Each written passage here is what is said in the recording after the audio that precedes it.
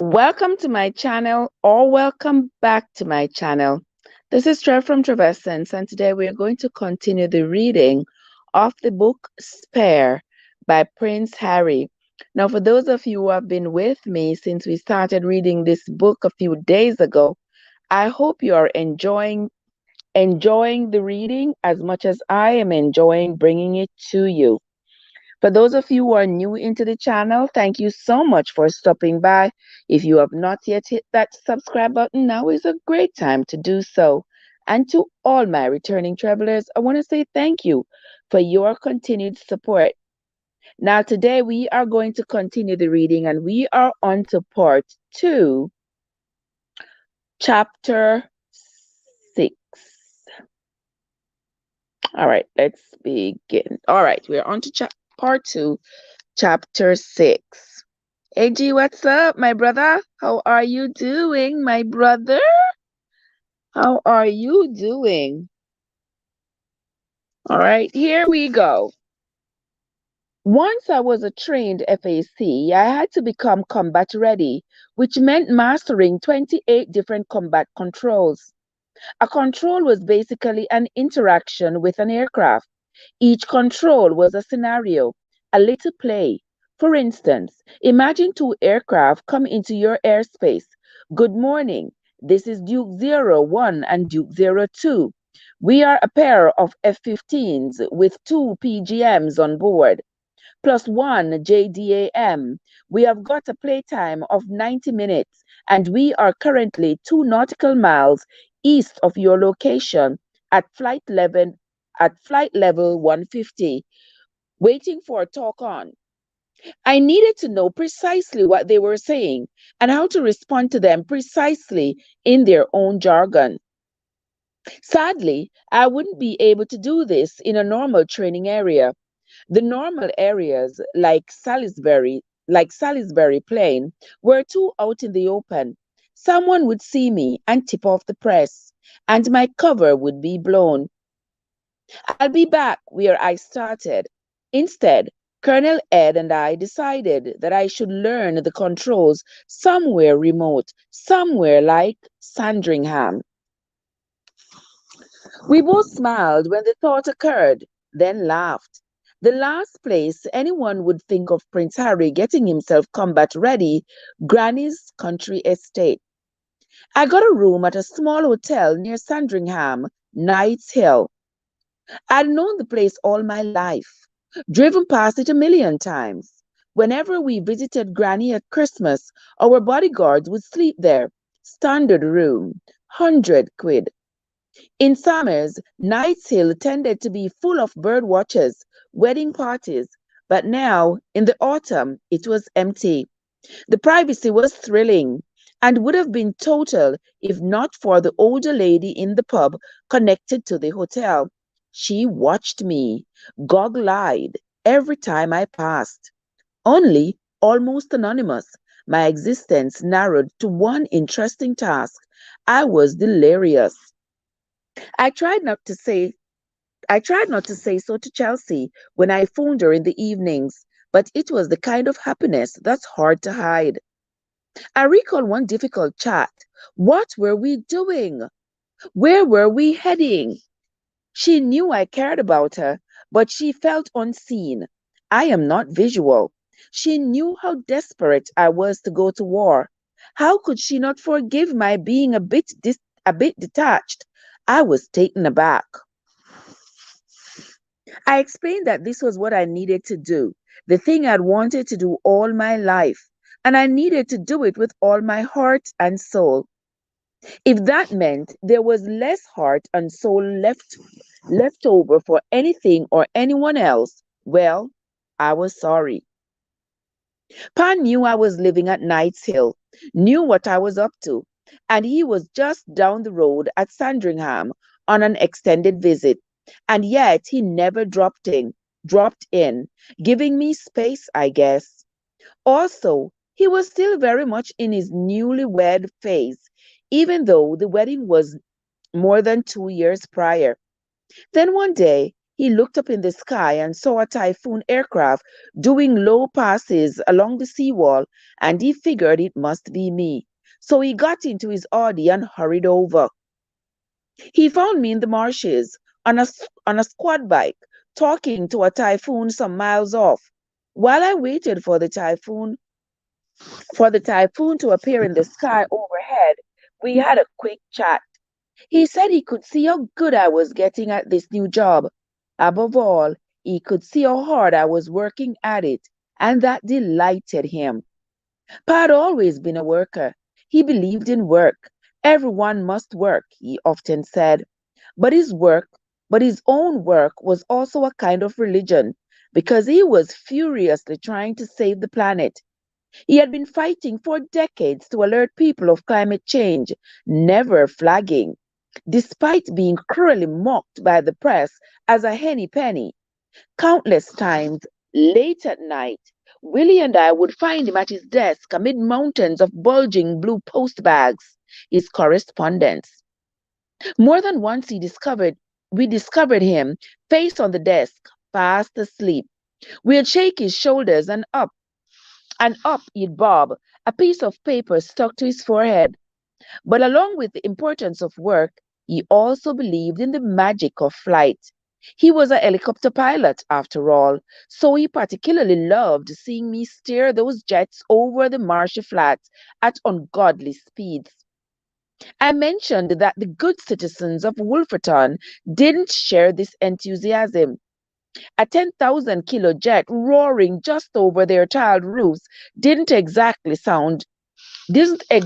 cause jubilation. Hey, she stole my thunder. How are you, my sister? How are you doing? Good to see you. Thank you so much for stopping by. RAF Marham had received had received dozens of complaints. Sandringham was supposed to be a no-fly zone. All complainants were told, such is war. I loved seeing Pa, loved feeling his pride, and I felt buoyed by his praise. But I had to get back to work. I was mid-control. Couldn't tell the typhoon t- to please hold on a minute. Yes, yes, darling boy, back to work. He drove off. As he went down the track, I told the typhoon, new target, grey Audi, headed southeast from my position back down track, towards a big silver barn oriented east-west. The typhoon tracked Pa, did a low pass straight over him, almost shattering the windshield of his Audi. But untimeliness spared him. On my orders, it went on to blow a silver barn to smithereens. Hey guys, what's up? How is everybody doing? Hope everybody's having a fabulous Thursday. I just walked in from work and I said, I promise that I'm going to be reading. So come hell or high water, I'm going to be reading. Yes, this morning before I go to bed. Now we are on to part 2, chapter 8. England was in the England was in the semi-final of the 2007 Rugby World Cup. No one had predicted that. No one had believed England was any good this time around, and now they were on the verge of winning it all. Millions of Britons were swept away with rugby fever, including me. So when I was invited to attend the semi-final that October, I didn't hesitate. I said yes immediately. Bonus. The semi-final was being held that year in Paris, a city I'd never visited. The World Cup provided me with a driver, and on my first night in the City of Lights, I asked him if he knew the tunnel where my mummy. I watched his eyes in the rear view growing large. He was Irish, with a kindly open face, and I could easily discern his thoughts. What the I didn't sign on for this. The tunnel is called Ponte de Alma. I told him. Yes, yes, he knew it. I want to go through it. You want to go through the tunnel? At 65 miles per hour, to be precise. 65? Yes. The exact speed Mommy's car had supposedly been driving, according to police, at the time of the crash. Not 120 miles per hour as the press originally reported. The driver looked over at the passenger seat. Billy the Rock nodded gravely. Let's do it. Billy added that if the driver ever revealed to another human that we had asked him to do this, we'd fine him and there would be hell to pay. The driver gave a solemn nod. Off we went, weaving through traffic, cruising past the Ritz, where Mommy had her last meal with her boyfriend that August night. Then we came to the mouth of the tunnel. We zipped ahead, went over the lip at the tunnel's entrance, the bump that supposedly sent Mommy's Mercedes veering off course. But the lip was nothing. We barely felt it. As the car entered the tunnel, I leaned forward, watched the light change to a kind of watery orange, watched the concrete pillars flicker past. I counted them, counted my heartbeats, and in a few seconds we emerged from the other side. I sat back. Quietly, I said, "Is that all of it? It's nothing, just a straight tunnel." I'd always imagined the tunnel as some treacherous passageway, inherently dangerous, but it was just a short, simple, no frills tunnel. No reason anyone should ever die inside it. The driver and Billy the Rock didn't answer. I looked out of the window again. The driver stared at me in the rear view. Again? Yes, please. We went through again.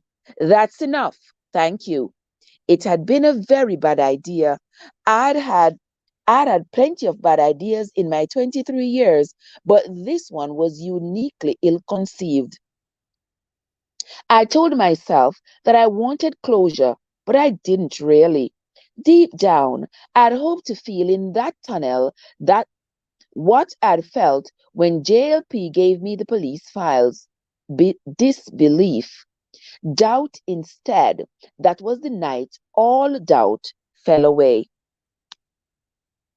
She's dead, I thought. My God, she's really gone for good. I got the closure I was pretending to seek. I got it in spades. And now I'd never be able to get rid of it.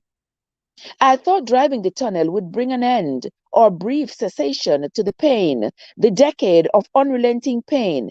Instead, it brought on the start of pain. Part 2. Part 2. It was close to 1 o'clock in the morning. The driver dropped me and Billy at a bar where I drank and drank. Some mates were there, and I drank with them and tried to pick fights with several.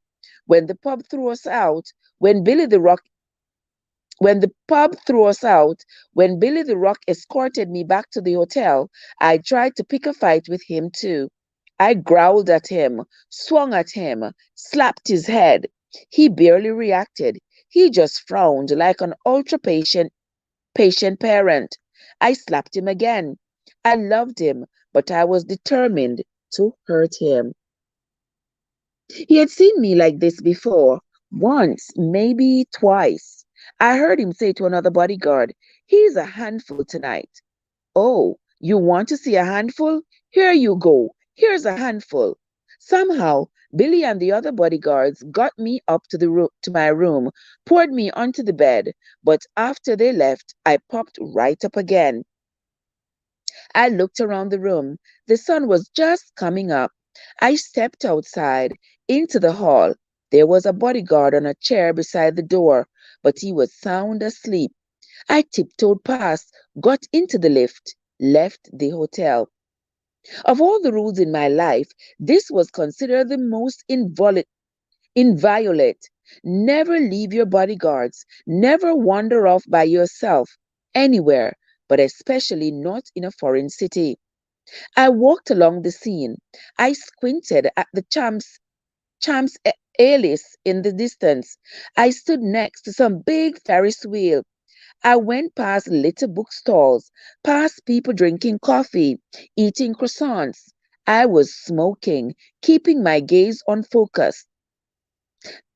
I have a dim recollection of a few people recognizing me and staring, but thankfully, this was before the age of smartphones. No one stopped me to take a photo. Later, after I'd had a sleep, I rang Willie, told him about my night. None of it came as news to him. Turned out he had driven the tunnel too. He was coming to Paris for the rugby final. We decided to do it together. Afterwards, we talked about the crash for the first time ever. We talked about the recent inquest. A joke, we both agreed. The final written report was an insult, fanciful, riddled with basic factual errors and gaping logical holes. It raised more questions than it answered. After all these years, we said, and all that money, how? After all, the summary conclusion that Mummy's driver was drunk and thereby the sole cause of the crash was convenient and absurd. Even if the man had been drinking, even if he was a shithead, he was he wouldn't have had any trouble navigating that short tunnel unless Pops had chased and blinded him. Why were those Pops not more roundly blamed? Why were they not in jail? Who sent them? And why were they not in jail? Why, indeed, unless corruption and cover ups were the order of the day? We were united on all these points and also on one step, and also on next steps. We had issued a statement jointly called for the inquiry to be reopened, maybe hold a press conference.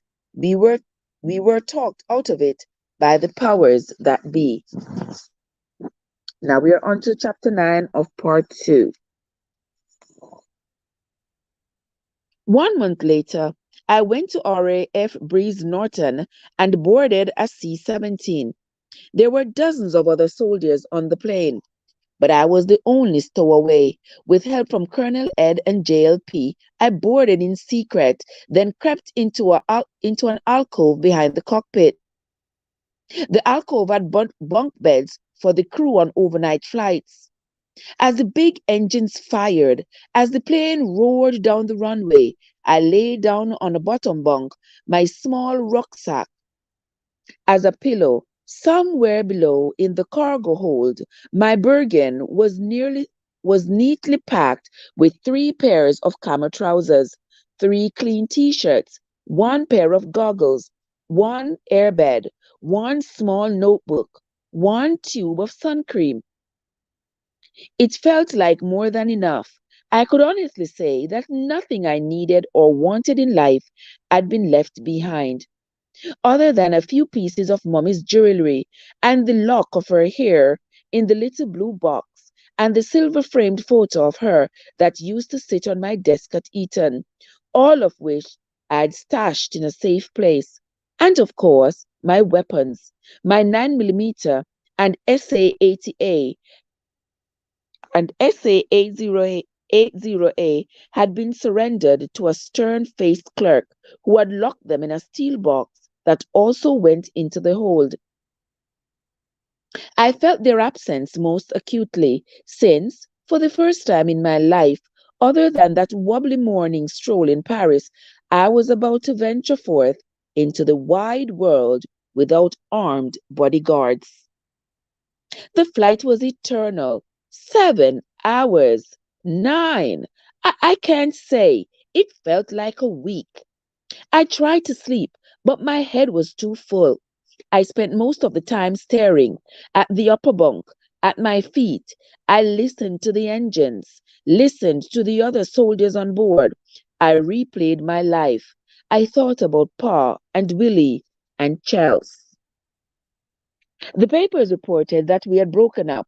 One headline, "Hooray! Harry is dumped." The distance, the different life goals were too much. It was hard enough maintaining a relationship in the same country, but with me going off to war, it just didn't seem feasible. Of course, none of this was true. We had not broken up. She had given me a touching, tender farewell and promised to wait for me. She knew, therefore, to disregard all the other stories in the papers about how I'd reacted to the breakup. Reportedly, I'd gone on a pub crawl and guzzled a few dozen vodkas before staggering into a waiting car. One paper actually asked the mother of a soldier recently killed in action how she felt about my being publicly intoxicated. She was against it. If I die in Afghanistan, I thought, at least I'll never have to see another false headline, read another shameful lie about myself. I thought a lot on that flight about dying. What would it mean? Did I care? I tried to picture my funeral. Would it be a state funeral? Private? I tried to imagine the headlines. Bye, Harry. What a way to imagine your own funeral with the headline saying, Bye, Trev. Really? Oh my gosh. Harry's funny. How would I be remembered by history for the headlines or for who I actually was? Would Willie walk behind my coffin? Would Grandpa and Pa? Before I'd shipped out, JLP sat me down, told me I needed to update my will. My will? Really? If anything happened, he said, the palace needed to know what I wanted to be done with my few belongings and where I wished to be buried. He asked so plainly, so calmly, as you'd ask somebody where they'd like to have lunch. But that was his gift. The truth was the truth. No sense leaning away from it. I looked away. I couldn't really think of a spot where I wanted to spend the year after. I couldn't think of any spot that felt sacred besides Althorpe. Maybe, and that was out of the question. So I said, Frogmore Gardens. It was beautiful and slightly removed from things peaceful. JLP gave a nod. He'd see to it. Amid those thoughts and recollections, I managed to doze off for a few minutes, and when I opened my eyes, we were swooping down to Kandahar airfield. Time to put on the body armor. Time to put on the Kevlar. I waited for everybody else to disembark. Then some special forces guys appeared in the alcove. They returned my weapons and handed me a vial of morphine to keep on my person at all times. We were now in a place where pain, injuries, trauma were commonplace. They hurried me off the plane into a 4x4 with blacked windows and dusty seats. We drove to a different part of the base, then hurried into a porter cabin. Empty, not a soul. Where is everybody? Bloody hell! Was peace declared while I was in the air? No, the whole base was out on a mission. I looked around. Apparently, they had left in the middle of a meal. Tables were covered with half empty pizza boxes. I tried to remember what I had eaten on the flight. Nothing. I began shoving cold pizza into my mouth. I took my in theater test, one last barrier to entry, one last measure to prove that I knew how to do the job. Shortly after, I climbed into a Chinook and flew about 50 miles to a much smaller outpost, Forward Operating Base Dwyer. Long, unwieldy name for what was little more than a sandcastle made of sandbags. I was met by a sand-covered soldier who said he had been ordered to show me around. Welcome to Dwyer. Thanks. I asked him how the place got its name. One of our lads, KIA, vehicle hit a landmine. The quick tour revealed Dwyer to be even more Spartan than it looked from the Chinook. No heat, few lights, not much water. There was plumbing, of a sort, but the pipes were usually clogged or frozen. There was also a building that purported to be a shower block, but I was advised use it at your own peril. Basically, my tour guide told me just give up being clean, focus instead on staying warm. It gets that cold here, He chortled. Dwyer was home to about 50 soldiers, mostly artillery and household cavalry. I met them in twos and threes. They were all sandy-haired, by which I mean their hair was matted with sand. Their faces and necks and eyelashes also encrusted. They looked like fillets of fish that had been breadcrumbed before frying. Within 1 hour, I did too. Everyone and everything at Dwyer was either caked with sand, or sprinkled with sand, or painted the color of sand. And out beyond the sand-colored tents and sandbags, the sand walls was an infinite ocean of sand. Fine, fine sand, like talcum powder. The lads spent much of their day gazing at all that sand. So after completing my tour, getting my cut and some chow, I did too. We told ourselves we were scanning for the enemy, and we were, I suppose, but you couldn't stare at that many grains of sand without also thinking about eternity.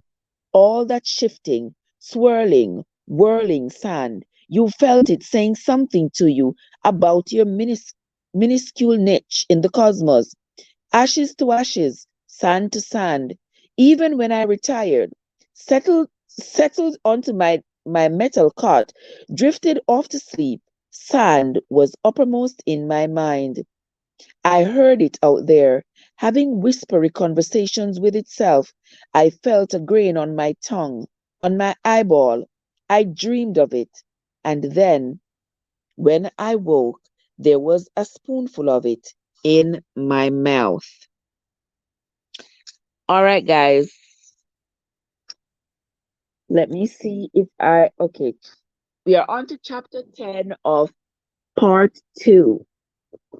We are not doing badly, guys. We are moving on. Thank you all so much for staying with me. We are about a quarter ways of Harry's book, so we're going to continue. I'm gonna have to go to sleep because I got work again later, but I'm gonna read. Let me see what chapter 11 got. Okay, these are some short chapters, so we're gonna do about 3 more. Chapter 10. At the center of the wire was a towering spike, a kind of makeshift Nelson's column. Nailed to it were dozens of arrows pointing every which way, each arrow painted with the name of a place some soldier at the wire called home. Sydney, Australia, 7,223 miles. Glasgow, 3,654 miles. Bridgewater, Somerset, 3,610 miles. The first morning, walking past the spike, I had a thought. Maybe I should write my own home up there. Clarence House, 3,456 miles. That would get a laugh. But no, just as none of us were eager to draw the Taliban's attention, I was eager not to draw the attention of my fellow squaddies. My main goal was to blend in. One of the arrows pointed towards the canyons. Two enormous 105 millimeter guns at the back of the non-working shower block. Nearly every day, several times a day, Dwyer fired off those big guns, lobbed massive shells in a smoky parabola towards Taliban positions. The noise made your blood stop, fried your brains. One day the guns were fired at least 100 times. For the rest of my life, I knew I'd be I'd be hearing some vestige of that sound. It would echo forever in some part of my being. I would also never forget when the guns finally stopped, that immense silence. Oh, look at Sister Licious! Lasha, sis, how you doing? How are you doing, my sister? So good to see you. Good to see you. Good to see you, my love. I am here. I'm going to do about 2 more chapters before I'm going to fall off to sleep. We are on to chapter 11 of part 2. Dwyer's ops room was a box wrapped in desert camo. The floor was thick The floor was thick black plastic made of interlinked pieces, like a jigsaw puzzle. It made a weird noise when you walked across it. The focal point of the room, indeed the whole camp, was the main wall, which featured a giant map of Helmand province with pins, yellow, orange, green, blue, representing units of the battle group. I was greeted by a corporal of Horse Boxer. Other than me, but my coloring, we exchanged a few wry cracks, a rueful smile about involuntary membership in the League of Red-Headed Gentlemen, also the Balding Brotherhood. Like me, Baxter was fast losing coverage on top. I asked where he was from. Country Antrim. Irish? Sure. His his lilting accent made me think he could be kidded. I gave him a hard time about the Irish, and he returned the fire, laughing, but his blue eyes looked unsure. Cricky, I'm Cricky, I'm taking the piss out of a prince. Oh, thank you so much, sis. Thank you so much. That's such as she's cleaning and listening. Thank you so much, my dear, for coming. I sincerely appreciate it. Let's continue. His Hilton accent made me think he could be kidded. I gave him a hard time about the Irish, and he returned fire, laughing, but his blue eyes looked unsure. Cricky, I'm taking the piss out of the prince. We got down to work. He showed me several radios stacked along a desk. Under the map, he showed me the rover terminal, a pudgy little laptop with compass points stenciled along the sides. These radios are your ears. This rover is your eyes. Through them, I'd make a picture of the battlefield, then try to control what happened in and above it. In one sense, I'd be no different from the air traffic controllers at Heathrow. I'd spend my time guiding jets to and fro, but often the job wouldn't even be that glamorous. I'd be a security guard, blarily monitoring feeds from dozens of cameras, mounted on everything from recon aircraft to drones. The only fighting I'd be doing would be against the urge to sleep. Jump in. Have a seat, Lieutenant Wells. I cleared my throat, sat down. I watched the rover and watched. Minutes passed. I turned up the volume on the radios, turned it down. Baxter chuckled. That's the job. Welcome to the war. Oh, guys, I hope you all are enjoying this as much as I'm enjoying reading it to you. We are going to be reading chapter 12, and that's going to be it for today because Sister Ear got to go to sleep. But I do not want to just leave you all hanging, so I'm preparing you. I'm preparing you for it. We are going to read chapter 12, and then I'm going to sleep. And then we'll come back again tomorrow and read some more. Fair enough? I think it is. Chapter 12. The rover had an alternative name because everything in the army needed an alternative name. Kill TV, as in what you doing? Just watching a bit of Kill TV. The name was meant to be ironic, I figured, or else it was just blatantly fake advertising because the only thing getting killed was time. You watched an abandoned compound thought to have been used by the Taliban. Nothing happened. You watched a tunnel system suspected to have been used by the Taliban. Nothing happened. You watched a sand dune and another sand dune. If there's anything duller than watching paint dry, it's watching a desert. I wondered how Baxter hadn't gone mad, so I asked him. He said that after hours of nothing, there'd be something. The trick was staying alert for that.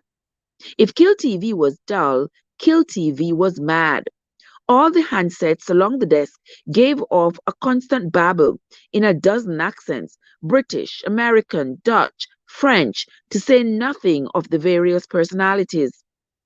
I began trying to match the accents with the call signs.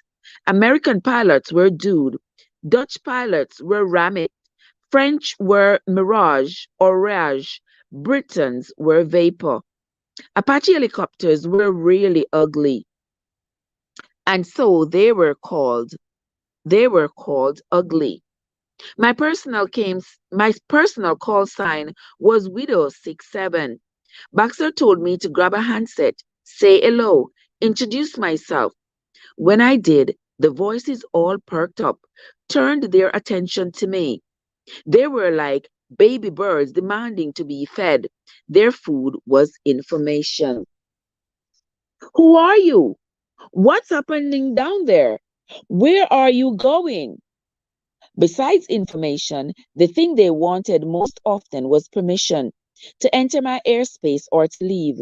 Rules forbade pilots to pass overhead without assurance that it was safe, that a battle wasn't raging, that Dwyer wasn't blasting away its heavy guns. In other words, was it a hot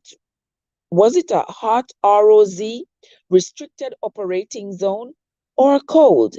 Everything about the war revolved around that binary question: hostilities, weather, water, food, hot or cold. I liked this role, keeper of the Roz.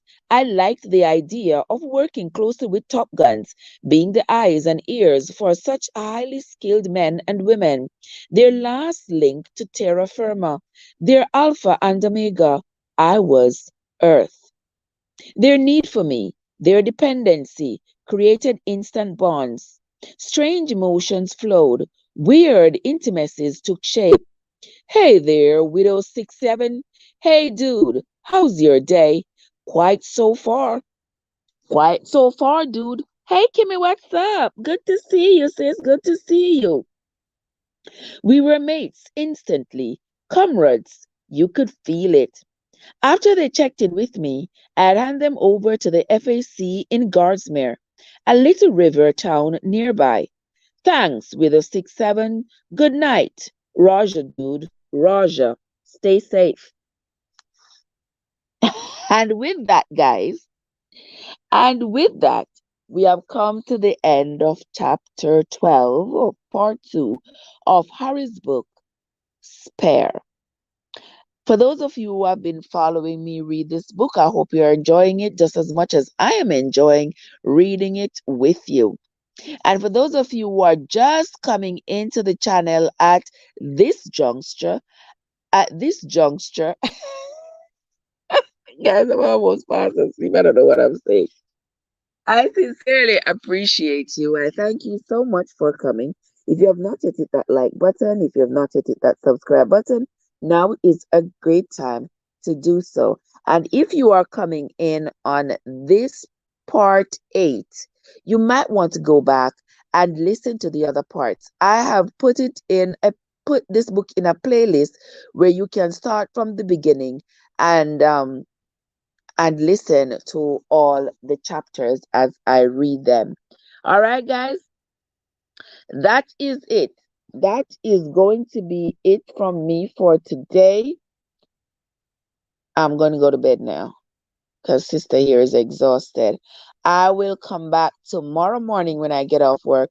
I will be back to continue reading this book with you all. Okay, guys? Once again, thank you all so much for stopping in and listening. Until next time, my friends, this is Trev from Trevessence, where your journey matters. See you all later, guys. Have yourselves a great day.